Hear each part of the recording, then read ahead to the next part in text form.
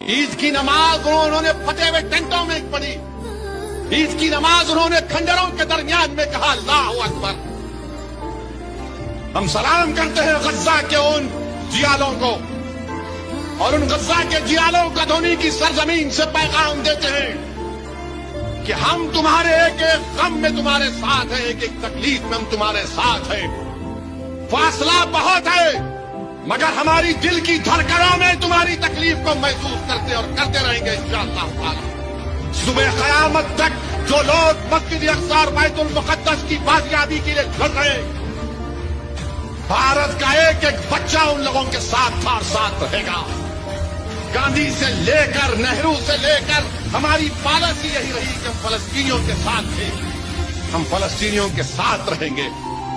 دنیا کی کوئی طاقت غزہ اور مغربی کنارے کے لوگوں کو ختم نہیں کر پائے گی انشاءاللہ تعالی.